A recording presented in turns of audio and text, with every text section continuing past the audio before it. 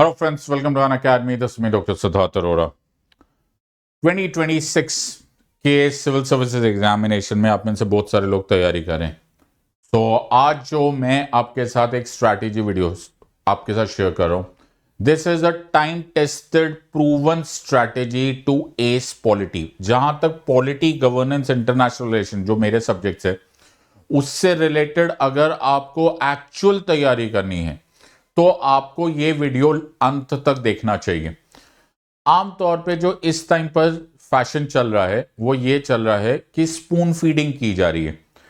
UPSC civil service examination को एक मजाक की तरह यूट्यूब पर डील किया जा रहा है। कोई मोटिवेशन बोल रहा है, कोई शेरो शायरी सुना रहा है, कोई बोल रहा है कि एक पत्थर तो तबीयत से उछालो यारो, कोई बोल रहा है कि मैं 1 घंटे में पूरा पॉलिटी पढ़ा दूंगा, कोई बोल रहा है कि एक ही सेशन में पूरा का पूरा लक्ष्मीकांत खत्म हो जाएगा। None of this is going to work. In fact you are going to fall flat on your face on the day of the exam. और ये हकीकत है, चाहे तुम आज इसको मान लो, चाहे तुम्हें एग्जाम 1-2 अटेम्प्ट के बाद ये समझ में आ जाएगा। अल्टीमेटली ओल्ड स्कूल जो तरीका था, जो कंटेम्पररी मेथड्स थे, जो ट्रेडिशनल मेथड्स थे, उनका जो बेस्ट कॉम्बिनेशन है वही काम करेगा। और आज के इस वीडियो में मैं तुम्हारे साथ वही सब शेयर करूंगा। ना इसमें स्पून फीडिंग होगी, ना इसमें मजाक होगा, ना इसको एक पाखंड की तरह दिखाया जाएगा कि यार एक दिन में पूरा का पूरा polity. Certainly it will not work that way. तो अगर आप सही मायनों में सीरियस हो, make sure that you watch this video till the end. एक भी मिनट मिस करोगे ये तुम्हारी ही गलती मानी जाएगी। सो आज का जो वीडियो है उसको स्टार्ट करने से पहले मैं तुम्हारे साथ अनअकैडमी का एक बहुत ही ऑसम ऑफर शेयर करना चाहता हूं। इसको हम होली ऑफर बोल सकते हैं। ऑल यूपीएससी सब्सक्रिप्शंस पर 60% फ्लैट ऑफ आपको मिल रहा है, प्लस 6 मंथ्स फ्री एक्सटेंशन मिल रहा है। ऑफर 13 मार्च तक ही है, डबल धमाका है। अगर आप इसको यूटिलाइज करना चाहते हो तो use my code SIDLIVE SIDLIVE और क्विकली फैसला ले लो। आमतौर पे ज्यादातर लोग जो देर करते चले जाते हैं फिर लास्ट में वो डेस्परेट हो जाते हैं। भागदौड़ की तैयारी का क्या फायदा है। आज तुम्हें अच्छा मौका मिल रहा है, रीजनेबल प्राइसेस में मिल रहा है, बेस्ट ऑफ द एजुकेटर्स मिल रहा है। Go for it, use my code SIDLIVE SIDLIVE and start this. ये जो मैं आपके साथ स्ट्रैटेजी शेयर कर रहा हूं ये एक टाइम टेस्टेड प्रूवन स्ट्रैटेजी है और ये सबके काम आएगी। यस, सबके काम आएगी।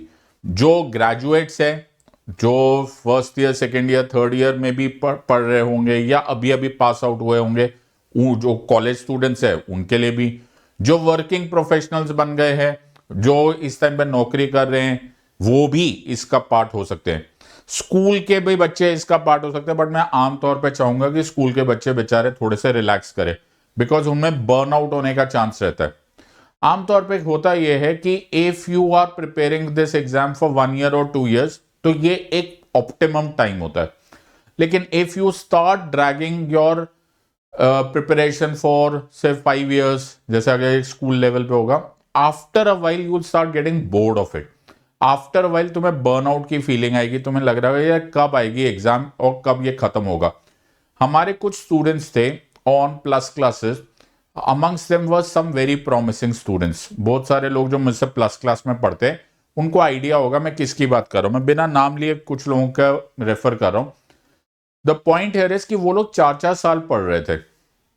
मुझे भी उस समय भी चिंता थी, लेकिन वो चिंता एक्चुअली सत्य ही प्रूव हो गई आफ्टर अ वाइल।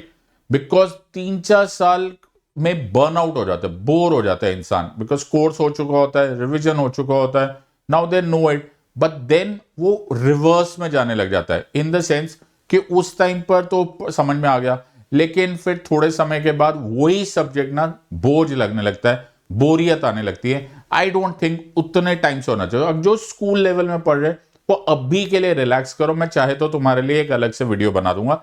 आज का जो वीडियो है ये ग्रेजुएट से, चाहे फर्स्ट सेकंड थर्ड जो भी इस साल में हो, या फिर college first second third sorry, या ग्रेजुएट्स हुए अभी अभी हुए हो, या फिर एक अटेम्प्ट हो गया इट्स ऑल ओके, या फिर वर्किंग प्रोफेशनल हो, ये सबके ऊपर लागू होगा। सो ये टाइम टेस्टेड प्रूवन स्ट्रैटेजी है। इसमें कोई टाइम पास नहीं है, इसमें कोई भी अननेसेसरी मोटिवेशन नहीं है। मोटिवेशन की एक लेवल तक ही रोल होता है, उसके बाद तुम्हें वो सब्जेक्ट आना चाहिए, वो स्ट्रैटेजी आनी चाहिए, otherwise it's just a share wastage of time. तो प्लीज इसको यूट्यूब पर अवेलेबल जो भी टाइम पास वीडियोस है ना, उससे शेयर मत करो। तुम्हें नहीं करना, मत करना, एब्सोल्युटली डोंट डू इट। लेकिन जब प्रिपरेशन करनी है तो ढंग से करो, दैट इज माय सजेशन। तो वो जो मजाक हो रहा है ना, जो तुम्हारे करियर के साथ जोक बना दिया गया है, वो मत करना। आराम से सीरियसली समझो कि इस स्ट्रैटेजी में से क्या क्या चीजें तुम एब्जॉर्ब कर सकते हो, क्या क्या चीजें तुम इंक्लूड कर सकते हो, and some of the things just throw them off please, gutter बना दो, उसको फेंक दो। So don't get into all that trap, I really don't want that to happen. Now मैं अज्यूम कर रहा हूं कि 2026 में तुम प्रिपरेशन या 2026 को टारगेट कर रहे हो। मार्च 2025 में मैं तुम्हारे लिए ये वीडियो बना रहा हूं। इस बेसिस पे मैंने पूरे की पूरी प्रिपरेशन को 4 फेजेस में डिवाइड किया। सो आई हैव डिवाइडेड, अज्यूमिंग कि you have already started preparation. तो इस टाइम पर जो प्रिपरेशन है वो मार्च से स्टार्ट कर लो, कोई बात नहीं, plus minus a few days here and there, that's all okay. लेकिन मार्च से स्टार्ट करेंगे and we'll go all the way till May और जून, जब भी 2026 में टेंटेटिवली एग्जाम होगी। तो जो भी मैं प्रोग्राम बता रहा हूं उसको मैं 4 फेजेस में डिवाइड कर रहा हूं, स्टार्टिंग टुडे, मार्च जो भी महीना होगा, मान के चलो होली के ही से शुरू कर देते। सो 4 फेजेस है। पहला फेज तुम्हारे सामने। सो द फर्स्ट फेज को बोला जाता है, मैंने नाम दिया है और इसको नाम दिया, मैंने बोला रिवर्स इंजीनियर सक्सेस। ये मार्च 2025 से स्टार्ट होगा और जून 2025 तक चलेगा, यानी कि ये फर्स्ट फेज है। अब इस फेज में होता क्या, पहले लिख लो इसको आराम से। इसको बोला जाएगा रिवर्स इंजीनियर फेज। अब इसमें करना क्या है, तो अराउंड टेंटेटिवली 3 मंथ्स तक तुम्हें करना क्या है। So what happens in this, तुम्हें ध्यान से करना। नाउ प्लीज अंडरस्टैंड, ये तुमने कहीं नहीं देखा है, सो बड़े ध्यान से इसको वॉच करना। 3 महीने का कोर्स है का ये first phase. Now what do you do, एक क्वेश्चन मैं तुम्हें पूछता हूं, और मैं क्वेश्चन ये पूछता हूं कि एक दिन यूपीएससी ने क्वेश्चन पूछा कि what is your definition of the word liberty. ये 2019 में प्रीवियस ईयर क्वेश्चन आया। फिर एक और बार क्वेश्चन आया कि what is the essence of parliamentary democracy. फिर एक और बार क्वेश्चन आया कि what is the context of local government, या what is another name for local government. अब इन सारे क्वेश्चंस में मैं बार बार व्हाट बोले जा रहा हूं कि what is this, what is this, what is this, who is this, when was this, how was this. मैं समझ रहा हूं कि इस बेसिस पर मेरे पास tons and tons and tons of data हो जाएगा, मेरा दिमाग क्लॉग्ड हो जाने वाला, फट जाएगा, मैं इतने सारे वर्ड्स याद कैसे करूंगा। नॉनसेंस।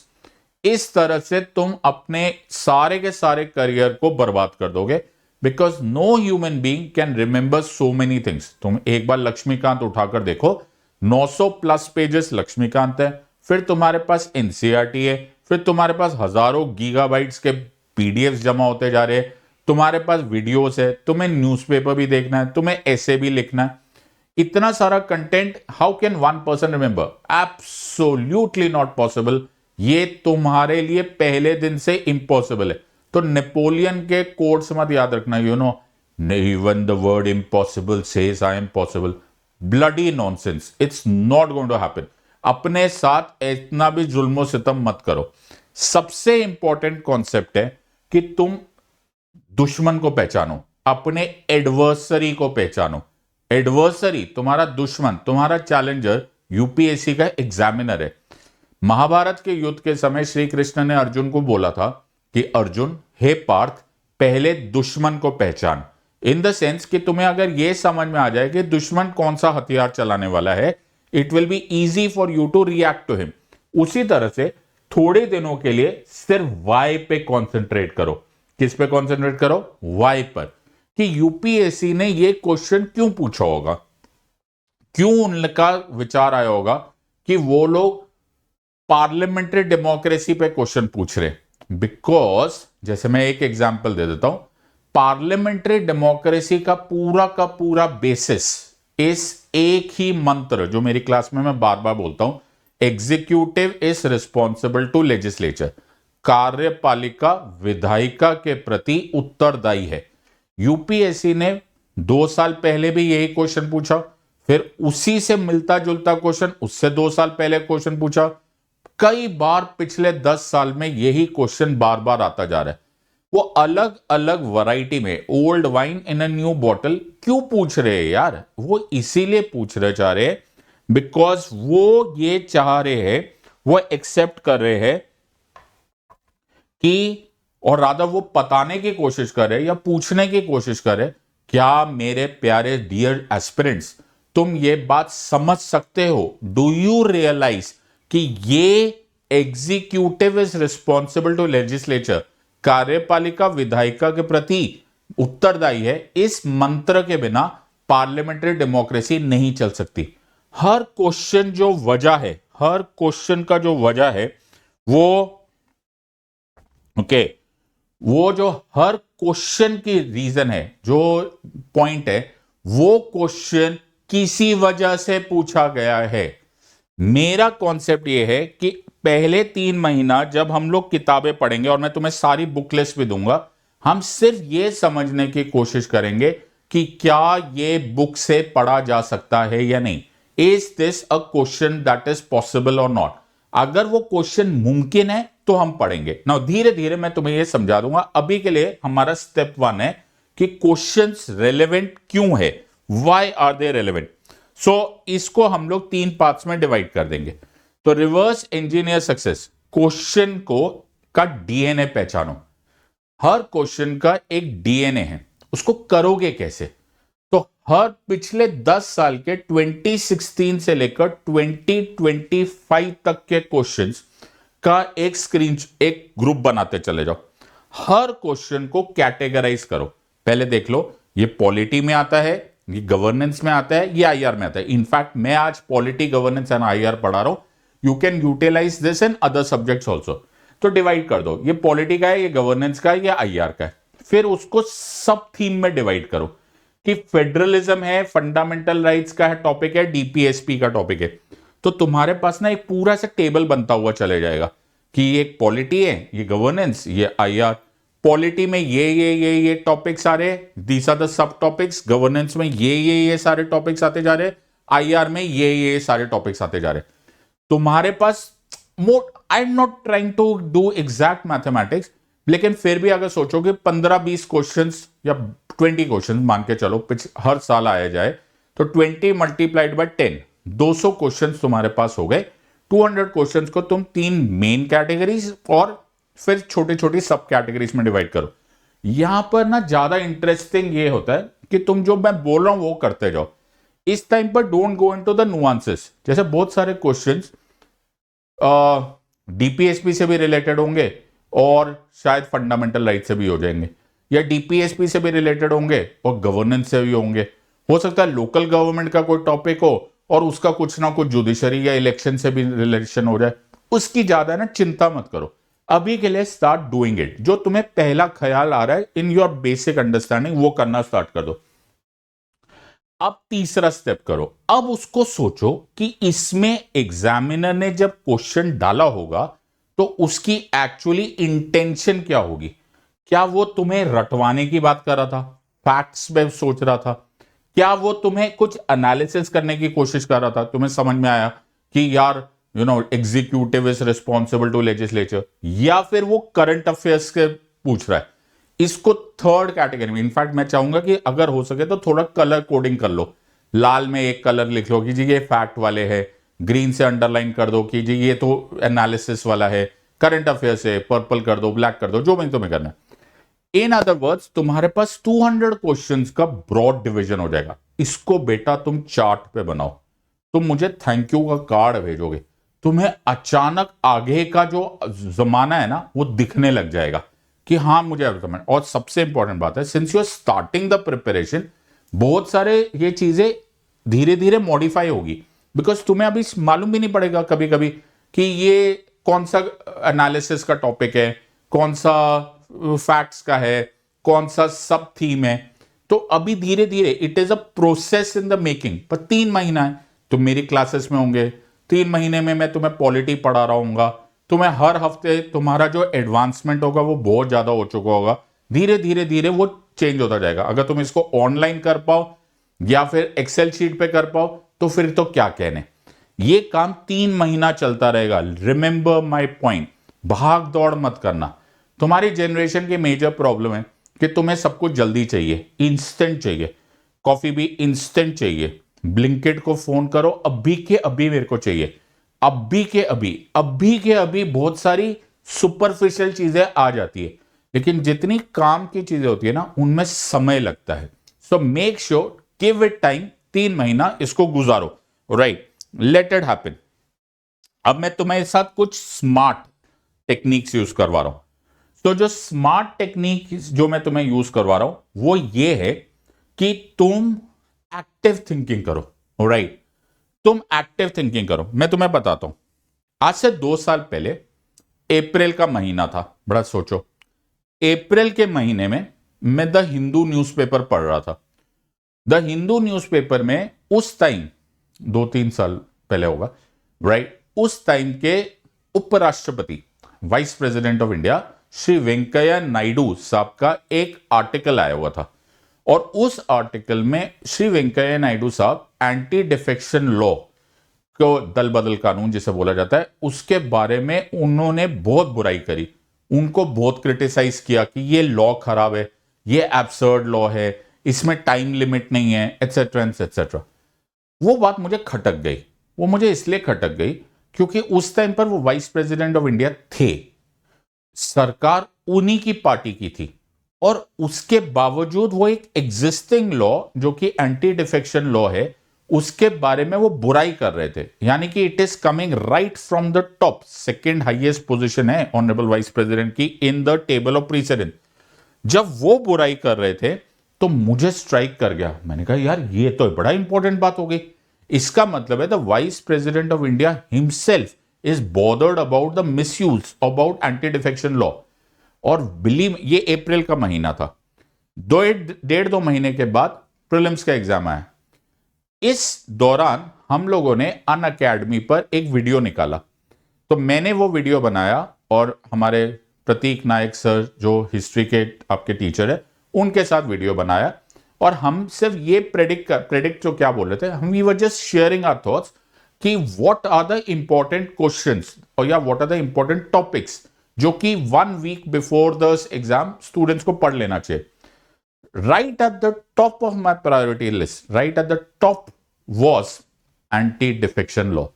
पहली लाइन मैंने ये बात बोली कि अगर कुछ पढ़ना है तो एंटी डिफेक्शन लॉ पढ़ो। दिस कम्स विद एक्सपीरियंस कि कोई ऑनरेबल वाइस प्रेसिडेंट के आर्टिकल को आप इग्नोर कैसे कर सकते हो। Now cut to this exam. Prelims में पहला question related to polity, anti defection law. And wait, सिर्फ वही नहीं, जो प्रॉब्लम ऑनरेबल वाइस प्रेसिडेंट साहब ने बोली थी, श्री वेंकैया नायडू साहब ने बोली थी, उन्होंने बोला था इस लॉ का मेजर प्रॉब्लम यह है कि इसमें कोई टाइम लिमिट निर्धारित नहीं की गई है जिसमें कि प्रिसाइडिंग ऑफिसर यानी कि स्पीकर या फिर चेयरमैन ऑफ द राज्यसभा इसका फैसला कर सके कि फला फला ने डिफेक्शन किया है या नहीं किया है। वो ही थी चॉइस, एग्जैक्टली कॉपी पेस्ट, वो ही चॉइस थी। जाकर देख लो, 2 साल या 3 साल पहले के पेपर्स देख लो, तुम्हें मिल जाएगा एंटी डिफेक्शन लॉ पे, तुम यू विल अंडरस्टैंड। और थोड़ी देर यूट्यूब पर अगर रिसर्च मारोगे तो उसी दौरान पे ये यूट्यूब पर वीडियो भी है। कुछ भी जो हम लोग ऑनलाइन करते हैं वो तो एविडेंस स्टेज फॉर एवर, वो कहते हैं ना, once you put something on internet it stays for ever. तुम्हें मिल जाएगा कि मैंने ये बात बोली थी कि नहीं बोली थी, एब्सोल्युटली बोली थी। Now I am not a genius, I am also not an astrologer, but I am experienced. मैंने ये नोटिस कर लिया था कि क्या ये किसी करंट अफेयर, किसी ग्लोबल प्रॉब्लम, किसी मेजर पार्लियामेंट्री लॉ से रिलेटेड है या नहीं। मैं फिर तुम्हें एक और एग्जांपल दे सकता हूं। 2018 में, 2018 में एक बहुत फेमस जजमेंट आई थी और वो जजमेंट थी हादिया केस। अखिला अशोकन का मामला था जिस केस का नाम था शफीन जहान वर्सेस अशोकन केम। हादिया के बारे में सब जानते थे। 2018 में ये आया और उस केस में जो मुद्दा वो था कि हादिया को शादी करने का, अपनी मर्जी से अपना शौहर ढूंढने का, अपने शौहर के साथ निकाह पढ़ने का वो हक है या नहीं है? Does she have the right to marry a person of one's choice or not? Does she have the right to change one's faith or not? 2018 के एंड के आसपास ये जजमेंट आई। 2019 के prelims question, clear words, right to marry a person of one's choice, is it a fundamental right? Yes, then under which article? Justice DY Chandrachud तब justice थे, बाद में chief justice बने, उनकी स्टेटमेंट एग्जैक्टली कॉपी पेस्ट करके अब मैं तुम्हें how many example, so this is the case in point, look at the larger picture और फिर देखो तुम्हारे काम आता है कि नहीं। ये काम तुम्हें 3 महीने में करना है, you will become an expert at this. Phase number 2 शुरू होगा जुलाई 2025 से दिसंबर 2025 तक। सो जुलाई 2025 से दिसंबर 2025 से जो वर्ड मैंने यूज किया है उसको बोलते हैं कॉग्निटिव वेब। कॉग्निटिव मतलब ब्रेन, वेब जाला, मैट्रिक्स। मैं 6 साल से यूपीएससी के बारे में जो कुछ भी वीडियोस बना रहा हूं ऑनलाइन, वो मैं अनअकैडमी पे बना रहा हूं।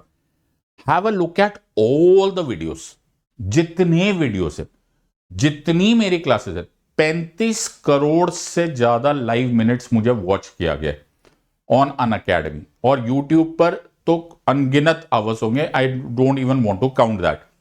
मैंने हर बार स्टूडेंट्स को यही बात बोली है कि यूपीएससी में फैक्ट्स के मार्क्स नहीं मिलते, यूपीएससी में इंटरकनेक्शन ऑफ फैक्ट्स के मार्क्स मिलते। मुझे ये नहीं पता करना होता है, फॉर एग्जाम्पल अभी मैंने ये बात बोली कि डिफेक्शन है, ये मुझे भी मालूम है, डिफेक्शन 10th शेड्यूल में, ये भी मुझे मालूम है, लेकिन डिफेक्शन में प्रॉब्लम क्या है? क्यों डिफेक्शन लॉ होते हुए भी आज भी डिफेक्शन हो रहा है, आज भी इस तरह के लॉ का मिसयूज हो रहा है? ये जो इंटरकनेक्शन ऑफ फैक्ट्स होते हैं, इसको मैं एक शब्द बोलता था, and I been speaking about that word since the longest time on Unacademy as well as on YouTube. इसको बोला जाता है मैट्रिक्स सर्किट।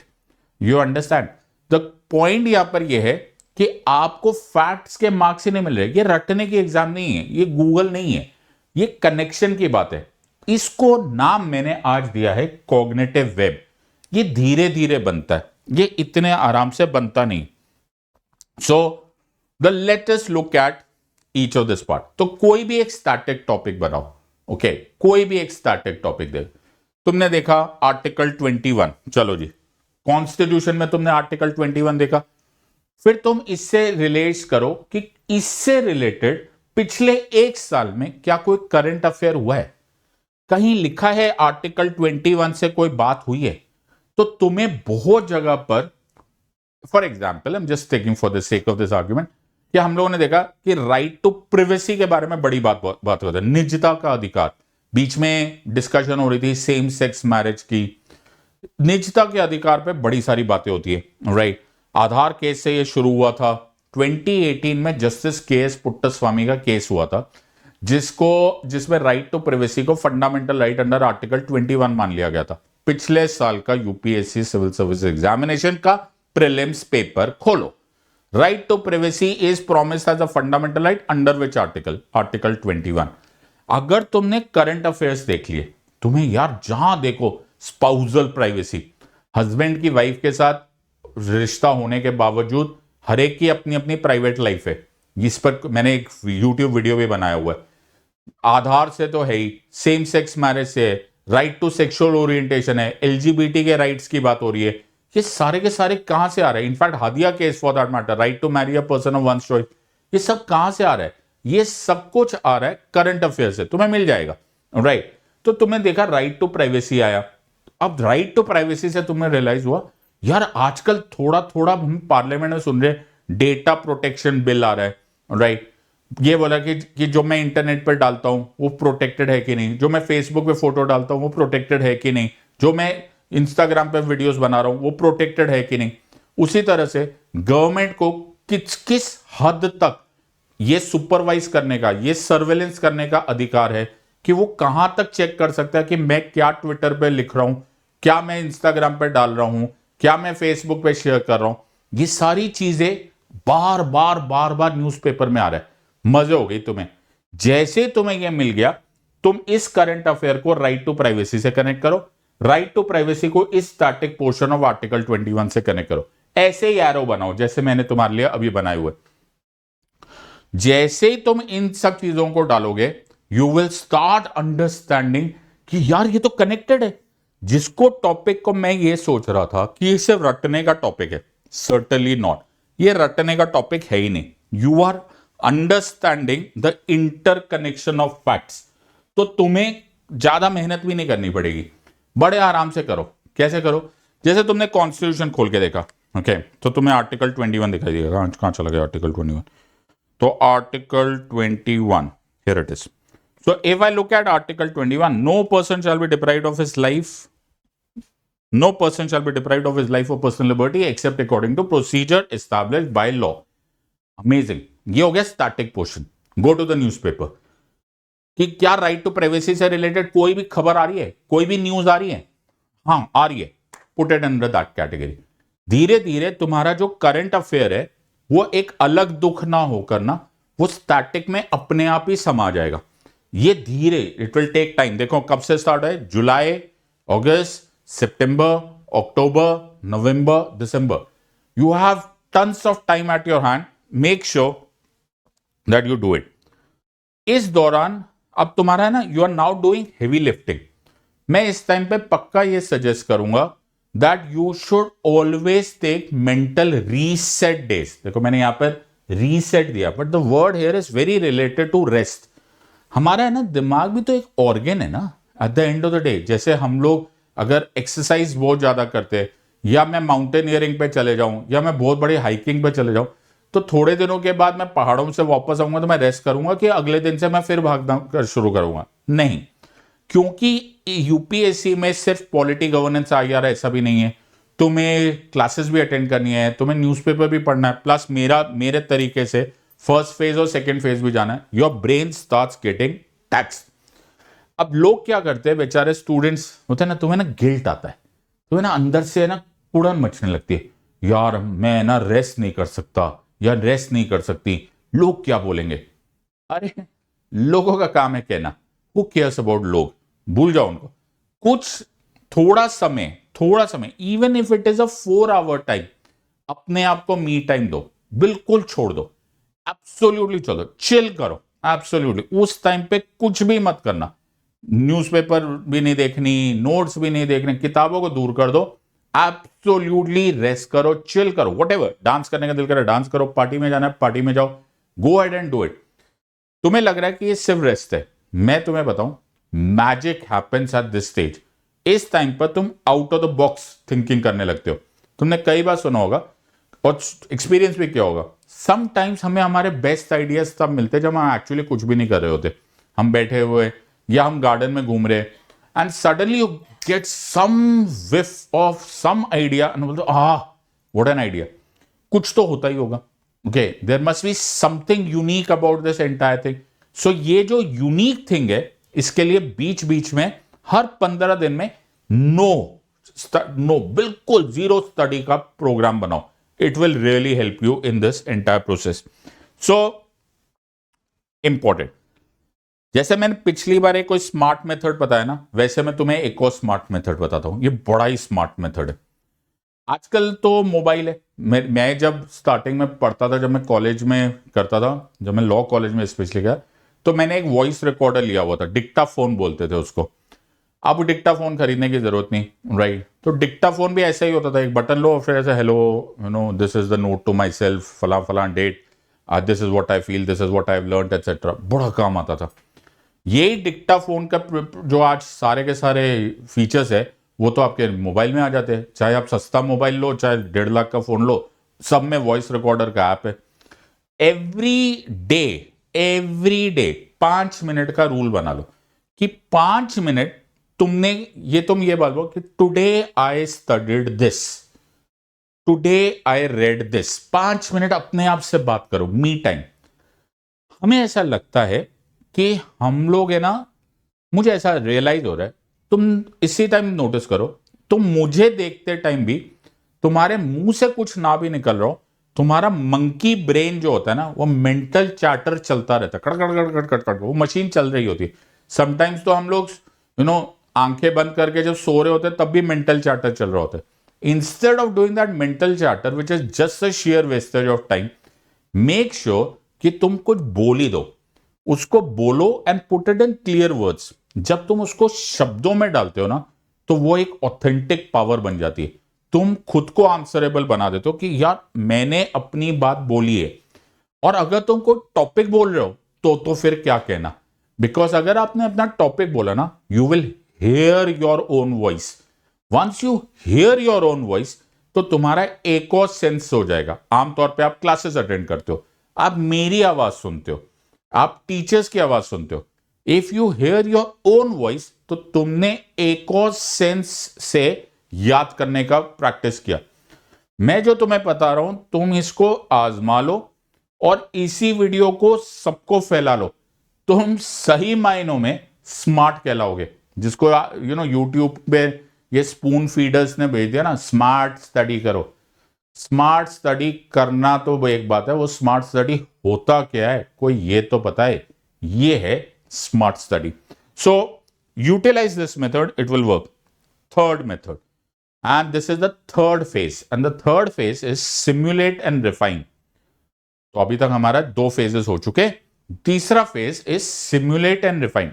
ये चलेगा अगले 5 महीने। इनफैक्ट ये तब तक चलेगा, मान के चलो कि on the day of the exam, जो भी एग्जाम का दिन है उससे 10 दिन पहले तक छोड़ देंगे हम लोग, तब तक ये फेज चलता रहेगा। So third phase is simulate. Simulate का मतलब क्या होता है?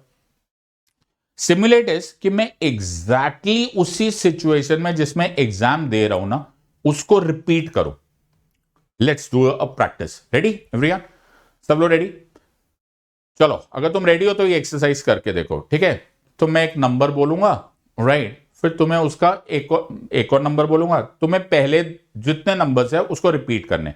फॉर इंस्टेंस, मैं बोलूं 1 तो तुम बोलो 1, फिर मैं बोलूं 3, फिर तुम बोलोगे 1 and 3, फिर मैं बोलूंगा 7 तो फिर तुम बोलोगे 1 3 and 7, फिर मैं बोलूंगा 9 तो तुम बोलोगे 1 3 7 and 9, फिर मैं बोलूंगा 21, ये क्या हो गया? तो मैं बोलूंगा 1 3 7 9 and 21, फिर मैं बोलूंगा 35 तो तुम बोलोगे 1 3 7 9 21 and 35। बड़ा मजा आ रहा होगा ना इसके। अब मैं इससे ज्यादा अपने सर पे नहीं बोझ लेने वाला। At the end of 10 numbers तुम काफी कंफर्टेबली आंसर दे दोगे। 15 तक आते आते तुम्हारे सर पे प्रेशर आने लग जाएगा। ऐसे में 25 नंबर बोलूं ना, तुम्हारे अंदर से ना, ब्रेन के अंदर से आवाजें आने लग जाएगी। ओके, सारे गियर टेढ़े मेढ़े होने लग जाएंगे। नाउ यही फर्क होता है जब तुम कोई काम विदाउट प्रेशर करते हो और वही काम विद प्रेशर करते हो। एग्जाम की तैयारी में ज्यादातर एस्पिरेंट्स 4 क्वेश्चंस कर लेते हैं, 5 क्वेश्चंस कर लेते हैं, 20 क्वेश्चंस कर लेते हैं, 25 क्वेश्चन कर लेते हैं। दे कंप्लीटली फॉरगेट कि on the day of the exam तुम्हें 100 क्वेश्चंस करने, वो भी लिमिटेड टाइम में करने, वो भी अनकंफर्टेबल सिचुएशन में करने, क्योंकि एग्जाम का बड़ा जबरदस्त प्रेशर होता है। और फिर सीसैट भी आएगा, ये मैं प्रीलिम्स की बात कर रहा हूं, मेंस में तो और ज्यादा hectic. So let us simulate. Simulate मतलब मैं तुम्हारी तैयारी प्रेशर सिचुएशन में करवाना चाहता हूं। सो प्रेशर सिचुएशन में क्या, इसको बोलते हैं प्रेशर कुकर टेक्निक। क्या बोलते हैं इसको? इसको बोलते हैं प्रेशर कुकर टेक्निक। धीरे धीरे बॉईल होने का क्या क्या फायदा होने वाला? कुछ होने वाला है नहीं। Let's do a pressure cooker technique. तो इसमें क्या करो, हर वीक, हफ्ते में एक बार एक ट्रायथलॉन करो। Triathlon as in do 3 things together, right? Day 1 100 prelims MCQs 2 घंटे में कर लो, राइट? 2 घंटे में कैसे करोगे? तो कौन से क्वेश्चन लोगे? या तो प्रीवियस ईयर क्वेश्चन ले लो या मॉक टेस्ट ले लो, मिक्स कर दो उनको, ठीक है? 100 क्वेश्चन कर लिए। फिर सेकेंड डे 3 मेंस आंसर लिखो, 750 वर्ड्स इन 1.5 घंटा। लो जी। डे 3 को 5 मिनट का मॉक इंटरव्यू रैंडम क्वेश्चंस को कर लो। हो सके तो किसी दोस्त को बुला लो, उसको बोलो कि मेरा ना इंटरव्यू ले ले। तो तुम ना धीरे धीरे धीरे धीरे you are getting used to कि एक्चुअली एग्जाम कैसे हो रही है। इसको बायोलॉजी वाले स्टूडेंट्स या मेडिकल वाले जो होते हैं बैकग्राउंड वाले, या फिर जो माउंटेनियरिंग करते हैं, पहाड़ों पे जाते हैं, उनको बहुत अच्छा आइडिया होता है। इसको बोला जाता है एक्लिमेटाइजेशन। जब तुम एक्लिमेटाइजेशन, तुम्हें पहाड़ों पे जाना है, तुम्हें माउंट एवरेस्ट जाना है, या for that matter even Ladakh भी जाना होता है, या फिर कारगिल, ऐसी कोई जगह पे जाना है जहां पर ऑक्सीजन प्रेशर सडनली डिप करने वाला है, तो अचानक भागते हुए नहीं पहुंच जाते कि चलो जी हम तो जा रहे हैं माउंट एवरेस्ट। नो, तुम्हें ना धीरे धीरे you have to get use to that kind of an environment. फिर तुमको पहले एवरेस्ट के बेस कैंप पे लेकर जाएंगे, फिर थोड़े टाइम के लिए एक्लिमेटाइज करोगे, फिर एक हाइट पे जाओगे, वहां पर एक्लिमेटाइज करोगे। Gradually your body gets use to it, वरना तुम्हें माउंटेन सिकनेस हो जाती है, तुम मर जाओगे। कुछ वैसे ही सिचुएशन यहां पर होते हैं। अभी तक हम लोग जब एग्जाम की तैयारी कर रहे हैं तो हम लोग बड़े आराम से कर रहे हो, कोई बात नहीं है, 20 एमसीक्यूज हो गए, वाह मेरे 20 में से 20 आए। फिर अगले दिन मैंने एक क्वेश्चन लिखा, क्या सुंदर क्वेश्चन लिखा। लेकिन you are not simulating, you are not repeating जो एग्जाम में तुम्हारे साथ हो रहा है। अब एग्जैक्ट तो होने वाला है नहीं, क्योंकि जो उस दिन होगा ना वो तो कमाल ही होने वाला है। क्योंकि उस दिन जो एग्जाम के दिन प्रेशर आने वाला है ना, वो तो बहुत ही खतरनाक होने वाला है। उस दिन तो मम्मी जी का प्रेशर, पापा जी का प्रेशर, बुआ जी का प्रेशर, भाई का प्रेशर, दोस्त का प्रेशर, दुश्मनों का प्रेशर, टीचर्स का प्रेशर, खुद का ही pressure. Nobody can replicate it. वो तो एक एक्सपीरियंस है for everyone to experience once in a lifetime. लेकिन एटलीस्ट कुछ हद तक प्रेशर में पढ़ना स्टार्ट करो। एक दिन अपने आप को इंटेंस डालो एमसीक्यूज बेस में, एक दिन डालो कंप्लीटली मेंस में, एक दिन अपने आप को इंटरव्यू में भी करो। तो मेरी बात ईमानदारी से अगर तुम डालोगे ना कमेंट्स में, तो you will actually right this down. ज्यादातर लोग पढ़ते हैं, सपना ये देखते हैं कि हम आईएएस ऑफिसर्स बनेंगे, आईपीएस बनेंगे, but how many of you are actually even thinking वहां तक कि एक दिन मुझे इंटरव्यू भी देना है। Might as well start now. हर चीज, जैसे प्रीलिम्स का जो पैटर्न है वो भी एक अलग ही चैलेंज है, मेंस का जो पैटर्न है वो भी एक अलग ही चैलेंज है, वैसे इंटरव्यू भी तो एक चैलेंज है। Let's start working on them. और तुम्हें मैं 6 महीना 5 महीना दे रहा हूं, आराम से इसके ऊपर तैयारी कर सकते हो। So now I come to the fourth phase and this is the last phase. I hope तुम्हें सब मजा आ रहा है, आई होप तुम्हें ये फायदा हो रहा है, और तुमने ऐसी स्ट्रैटेजी शायद ही सुनी होगी, because these are practical methods. But before I share the last phase, मैं तुम्हारे साथ कुछ जनरल फीचर्स बता देना चाहता हूं। बड़ी जल्दी जल्दी इनको नोट डाउन कर लेना। जितने मैंने तुम्हें अभी सारे गाने गा के सुनाए ना कि यार ये फेज 1 ऐसा होता है, फेज 2 ऐसा होता है, फेज 3 ऐसा होता है, भाई इस सब के लिए बड़ा जरूरी है कि तुम कुछ मैंडेटरी आवर्स डालने बड़े जरूरी है। तुम्हें 10 घंटा दिन में पढ़ना पड़ेगा। ओके, व्हेन आई से पढ़ना पड़ेगा डज नॉट मीन कि किताबों के सामने बैठना पड़ेगा। इट ऑल्सो इंक्लूड्स तो क्लासेस जो तुम अटेंड कर रहे हो, इट ऑल्सो इंक्लूड्स जो न्यूज़पेपर तुम पढ़ रहे हो, इट ऑल्सो इंक्लूड्स जो तुम राइटिंग प्रैक्टिस कर रहे हो या मॉक इंटरव्यूज कर रहे हो, एवरीथिंग। मतलब 10 hours a day you have to focus directly और indirectly on the process of learning और preparing for civil service examination. 10 घंटा नहीं दे सकते ऐसा तुम्हें लगता है। हम ना इतना सारा टाइम बर्बाद कर देते हैं, वी हार्डली रियलाइज कि हमारा टाइम लीकेज कितना होता है। चाहे वर्किंग प्रोफेशनल हो, चाहे कॉलेज में हो, चाहे ग्रेजुएट्स हो, हमारा ना टाइम बड़ा वेस्ट होता है। अगर तुम खींचना चाहो, अगर तुम स्नैच करना चाहो, तो तुम बहुत सारा टाइम स्नैच करके बचा के निकाल सकते हो। मेक श्योर कि तुम कहीं से भी 10 घंटे लाओ। सुबह 4 बजे उठ जाओ, मुझे कोई प्रॉब्लम नहीं। रात को पढ़ो, आई रियली डोंट केयर। खाने के टाइम पे, लंच के टाइम पे तुम मॉक इंटरव्यूज करो, प्लीज बी माई गेस्ट। 10 घंटे मुझे चाहिए अगर तुम्हें ये स्ट्रैटेजी चाहिए। एक और इंपॉर्टेंट बात है कि यार प्लीज हाथ जोड़ के विनती है कि यार अपने आप को ना किताबों और मटेरियल में पूरी तरह से डुबो मत दो। ऑलराइट, तो लोगों को है ना आजकल ना नशा चढ़ा हुआ है। ओके, जैसे इंस्टाग्राम एक नशा हो गया है, वैसे ये भी एक नशा है, क्योंकि सब कुछ मिल जाता है ना। टेलीग्राम पे ढूंढो, पीडीएफ पॉलिटी, गीगाबाइट्स में तुम्हें स्टडी मटेरियल मिलेगा। क्या करोगे नादानो इस सारे स्टडी मटेरियल का? You don't need to be that crazy about material. अगर मैं पॉलिटी की बात करता हूं तो एनसीईआरटी, लक्ष्मीकांत और मेरे नोट्स मोर देन इनफ। ऑफकोर्स तुम न्यूज़पेपर पढ़ोगे, मैं यहां पे बुक्स की बात करो। अगर तुम इतना कर लो ना, तुम्हारा काम हो गया। ऐसा कुछ है नहीं जो इन तीनों सोर्सेस के बाद कंबाइन करके नहीं होगा। एड टू दैट न्यूज़पेपर्स, तुम्हारे बल्ले बल्ले हो गई, तुम एग्जाम को क्रैक कर जाओगे। So don't drown yourself in the books, PDF, topper notes, कोई मैजिक बुक्स, सब नॉनसेंस है। Please don't do it. ये तुम्हें बैकफायर करेगा। ये ऐसा नहीं है कि तुम्हें फायदा नहीं होगा, ये बैकफायर कर जाएगा, बड़ी बुरी तरह से बैकफायर कर जाएगा। एक और इंपॉर्टेंट प्रॉब्लम हो जाती है, या ज्यादातर जो यूपीएससी की प्रिपरेशन हो रही होती है ना, वो हम लोग एडल्टहुड ही हो गए ना। हाँ, तो स्कूल के दिन तो रहे नहीं, राइट। कॉलेज के भी शुरू शुरू में बच्चे बच्चे होते, लेकिन बाद में तो तुम एडल्ट हो जाते हो। इस टाइम पर तुम्हारे ऊपर ना इमोशनल ड्रामास बड़े हो रहे होते, अलग अलग तरीके के। कभी कभी माता पिता प्रेशर डाल देते हैं, या कभी कभी तुम अपने ऊपर डाल देते हो, यार मेरी ना नौकरी कब लगेगी, 2 साल हो गए, मैं अटेम्प्ट दिए जा रहा हूँ, राइट। पता नहीं मेरी नौकरी कब लगेगी। देखो मेरे बाजू वाले की नौकरी भी लग गई, उसकी शादी भी हो गई, कोई एमबीए कर रहा है, कोई इंडिया छोड़ के जा रहा है, कोई इन्फ्लुएंसर बन गया है।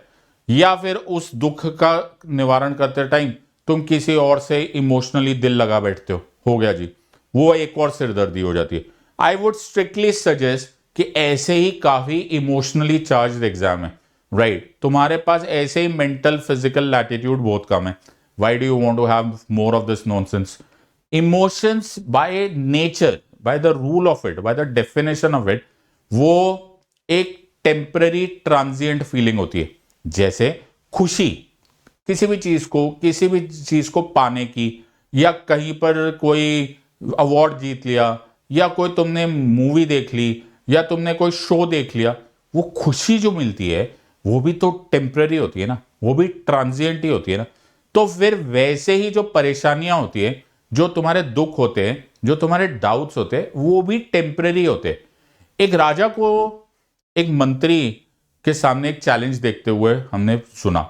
राजा ने मंत्री को बोला, मंत्री एक ऐसी लाइन पता जिसको सुनकर दुखी आदमी सुखी फील करे, और जो सुखी आदमी है वो दुखी फील करे। मंत्री जी ने बड़ा सोचा, मंत्री जी ने बोला राजा को इंप्रेस करने का बड़ा अच्छा मौका है।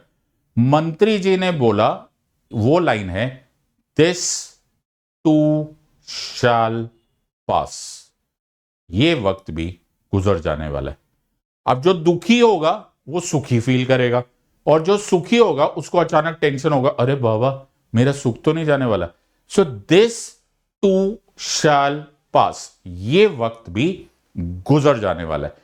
सो जितने भी तुम्हारे नेगेटिव इमोशंस है ना, उनको जाने दो, लेकिन इनको कंपाउंड मत करो, इन द सेंस कि इनको दिल पे मत लगा के बैठो, या फिर इसी टाइम पर एक और किसी से दिल मत लगा बैठो, पता चले तुम दोनों ही इमोशनल डंपिंग कर रहे हो एक दूसरे पर।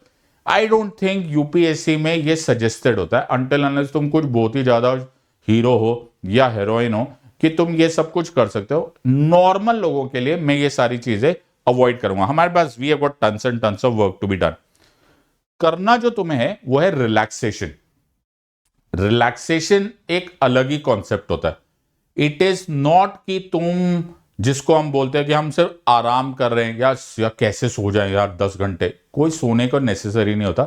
समथिंग जो तुम्हारे ब्रेन को रिलैक्स कर दे, वो एक टारगेट से हटाकर वो अपनी दुनिया में चले जाए। जैसे तुम कोई हॉबी, कोई म्यूजिक सुन रहे हो, कुछ एक्सरसाइज कर रहे हो, कोई मेडिटेशन कर रहे हो, कभी कभी कोई कंस्ट्रक्टिव बातचीत भी हो रही है, कभी कभी मी टाइम, कभी कभी फैमिली टाइम, पापा से बात हो रही है, भाई से बात हो रही है, डिपेंडिंग अपॉन कि कौन तुमको कष्ट नहीं दे रहा है।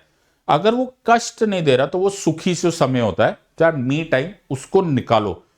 कभी कभी 5 minutes will be more than enough to take out the stress and the effort and the heartburn and whatever जो तुमने पिछले 10 घंटे में किया। 5 मिनट का सुख भी बड़ा सुख होता है। सो मेक श्योर कि कुछ ना कुछ ढूंढ लो, कोई ना कोई तो हॉबी होगी, कोई ना कोई शौक होगा। नहीं होगा तो मेडिटेशन कर लो, थोड़ी देर आंखें बंद करके एक जगह बैठ जाओ। मेडिटेशन करने का मतलब थोड़ा ना होता कि एक पांव पे खड़े होकर तुमने कोई बड़ी तपस्या करनी। तो एक रूम में जाकर बैठो और चुपचाप से पहले सबसे पहले अपना मोबाइल फोन छोड़ दो, क्योंकि मोबाइल फोन दुनिया का सबसे खतरनाक नॉनसेंस हो सकता है। उसको हटा दो और चुपचाप से बैठो। Just observe what your brain is looking at. जैसे तुम बैठोगे ना, तुम्हें हजारों विचार आएंगे, उन विचारों को ऑब्जर्व करो एंड लेट देम गो। आओ, एक्नॉलेज, बाय, आओ, acknowledge, bye. After a while तुम्हें रियलाइज होगा कि तुम्हारा ब्रेन ना बिल्कुल खाली लगेगा, और वो जो रिलैक्सेशन है ना, that is something that nobody can explain, but as a person who has been experiencing this, as a person who has been practising this, ये बड़ा सक्सेसफुल मेथड है, इसको कर लो, ये काम आएगा।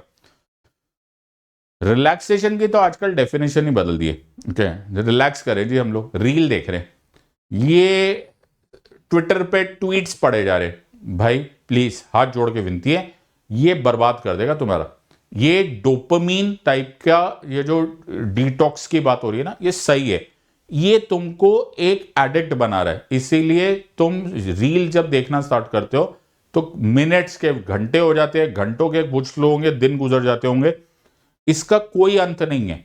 Don't get into this trap. जितनी जल्दी हो सके अपने आप को सोशल मीडिया डिटॉक्स कर दो, right. Even on YouTube you should be very very choosy, very very discerning about कौन सा वीडियो देखना है या नहीं। Information overload, information, bad information overload तुम्हें बर्बाद कर सकता है। तो एक गलत ख्याल आ गया ना तुम्हारे दिमाग में, एक यूजलेस थॉट आ गया ना, तुम्हारा सारा करियर चौपट हो जाएगा। सो बी वेरी वेरी केयरफुल कि तुम इस सोशल मीडिया से दूर हो जाओ। इस पूरे एग्जाम में बहुत सारे डिस्ट्रैक्शन है। कभी ऐसा कॉन्फिडेंस बिल्कुल स्काई हाई होगा, बिल्कुल कभी कभी कॉन्फिडेंस नीचे होगा, कभी कभी सुबह उठोगे तो तुम्हें लगेगा वाह क्या पढ़ाई करूंगा आज के आज, मैं पूरा पॉलिटी खत्म कर दूंगा। किसी किसी दिन तो मैं उठने का दिल नहीं करेगा, किसी किसी दिन तुम्हें ऐसा लगेगा कि मैं तो कल ही IAS ऑफिसर बन जाने वाला हूं, and the other day you will feel यार क्या मैंने फैसला गलत तो नहीं किया। मेनी स्टूडेंट्स मुझे ये बात बोलते हैं, सर पढ़ने का मन नहीं कर रहा, या फिर किसी दिन 6 घंटे पढ़ते, किसी दिन 3 घंटे पढ़ते। Doesn't work that way. इस टाइम पर तुम्हारा एक ही दोस्त है जो तुम्हें इस मझदार से, इस कंफ्यूजन से बचाएगा, वो होगा तुम्हारा टाइम टेबल। अगर तुम्हारा सामने टाइम टेबल है तो मैं ये नहीं बोल रहा हूं कि तुम हमेशा टाइम टेबल को फॉलो ही करोगे, लेकिन तुम्हें मालूम होगा कि तुमने कब टाइम टेबल से डिविएट किया। और जब तुम्हें मालूम होगा कि यार ये डिविएशन हो गई, तो सम अदर डे, चाहे अगले दिन चाहे उसके अगले दिन, you can make amends and cover it up. अगर हमें ये पता ही ना चले ना, तो दिन बन जाएंगे हफ्ते, हफ्ते बन जाएंगे महीने, महीना बन जाएगा साल, and the game is over. तुम्हें पता ही नहीं चलेगा कि तुम कब अपने रास्ते से भटक गए। Time table is the only anchor in this ocean of UPSC CSE preparation. इसको याद रखना, ये तुम्हें बहुत ज्यादा काम आएगा। इनफैक्ट मेरे हिसाब से जो कुछ मैंने अभी तक बताया उसमें जो सबसे क्रूशल है वो यही है। So it is a very important concept. Last जो इसमें याद रखने की जरूरत है वो है कि syllabus is the map of your journey. ज्यादातर लोगों ने यूपीएससी सिविल सर्विस एग्जामिनेशन की नोटिफिकेशन कभी नहीं पढ़ी होगी जिसमें सिलेबस लिखा होता है। अब बहुत सारे लोग बोलेंगे सर सिलेबस से कब कौन सा टॉपिक आता है हमें कैसे पता चलेगा? सब पता चलेगा, तुम एक बार करके देखो, धीरे धीरे तुम्हें सब समझ में आ जाएगा कि यूपीएससी एक कॉन्स्टिट्यूशनल अथॉरिटी है आर्टिकल 315 में, क्यों वो लोग सिलेबस लिखते हैं, उसका एक वजह होती है। तुम्हें शुरू शुरू में ना भी समझ में आए, जस्ट कीप हर चौथे पांचवें दिन एक बार जो भी सब्जेक्ट कर रहे हैं उसके रिलेटेड सिलेबस देख लेना। Just have a look at it, you will start seeing sense of it after a while. अभी initially you won't be able to figure it out. Gradually you will understand, you will start appreciating कि यार एक काम का था। ये syllabus तुम्हारी वो चार दीवारी का काम करता है। इट्स लाइक द 4 walls, जिसके बियॉन्ड तुम नहीं जाओगे और जिसके अंदर ही तुम रहोगे। ये करना जरूरी है, इसीलिए मैं सिंपल बोलता हूं यूपीएससी का सिलेबस हार्डली चेंज होने वाला है। वो सारी की सारी नोटिफिकेशन निकाल के सामने लगा लो, वंस इन अ वाइल चलते फिरते कॉफी पीते पीते हैव अ लुक एट कि उस टॉपिक से रिलेटेड सिलेबस में क्या है। It will really really really help you. आखिरी बात जो मैं हमेशा बोलता हूं, सुपर पावर 2 होती है। एक है राइटिंग, जो भी तुम्हें समझ में आ रहा है, जो भी तुम्हें डाउट भी आ रहा है, जो तुम्हें परेशानी भी हो रही है, जो तुम्हें अच्छा लग रहा है टॉपिक, जो तुम्हें बुरा लग रहा है टॉपिक, जो तुमको इजी लग गया तुमने उसका कोई शॉर्टकट बना दिया, तुम्हें कोई नया शब्द मिला, तुम्हें कोई नया फैक्ट पता चला, तुम्हें कोई नया करंट अफेयर आया, प्लीज राइट इट डाउन, लिखते चले जाओ। That will help you do a very different kind of preparation. और एक और बात, finally you have to do repetition. सारा खेल रेपिटेशन का है। मैं हमेशा सबको बोलता हूं रेपिटेशन इज मैजिक, सारा iteration is magic. Bruce Lee एक बड़े फेमस मार्शल आर्टिस्ट थे, तुमने उनके बारे में जाना ही होगा। ब्रूस ली बोलते थे आई डोंट फियर, मैं उससे नहीं डरता हूं, I don't fear that fighter who has 10,000 kicks, वो 10,000 किक मार सकता है डिफरेंट डिफरेंट टाइप्स के, but he has practice them only once each. But I really fear that fighter who has one kick but he has practised it 10,000 times. तुम champion हो जाते हो। Vertical, जब डिटेल्ड प्रिपरेशन करते हो ना, जब एक एक टॉपिक तुम्हें इतने बार आ जाता है, तुम उसमें इंटरकनेक्शन करने लगते हो ना, वहां सुपर पावर आती है। मैंने तुम्हें पहले भी बोला कि जो सिविल सर्विसेज एग्जामिनेशन की पढ़ाई है वो फैक्ट्स बेस्ड नहीं है, वो जो एग्जाम है ये इंटरकनेक्शन ऑफ फैक्ट्स की एग्जाम है। सो वो इंटरकनेक्शन कब आएगा? वो इंटरकनेक्शन तब आएगा जब तुम लिखोगे और रिपीट करोगे। चलो जी, आखिरी 10 दिन रह गए। अब क्या करना है? Final phase, phase 4। 3 फेजेस हो गए, अब चौथा फेज। कुछ और मत करना, सब छोड़ देना, एवरीथिंग, सबको छोड़ देना, सारी बातें बेकार, सब छोड़ दो। प्रीलिम्स से 10 दिन पहले start doing only only only only MCQs, कुछ और मत करना। एमसीक्यूज मैं इसीलिए बोल रहा हूं क्योंकि एमसीक्यूज सिर्फ नॉलेज बेस्ड नहीं होता, उसमें बहुत सारे तरीके होते हैं। कीवर्ड्स पहचानना, एलिमिनेशन करना, कैसे उसको चीट कोड्स बोलते हैं, बहुत सारे यूट्यूब पर मैंने चीट कोड्स के वीडियो बनाए हुए, उसको देख लेना। इसमें ना ट्रेनिंग की जरूरत होती है, जल्दी जल्दी जल्दी सोचना, कैसे देखना, कैसे एलिमिनेट कर देना, पकड़ लेना कि यार ये तो अजीब चॉइस है।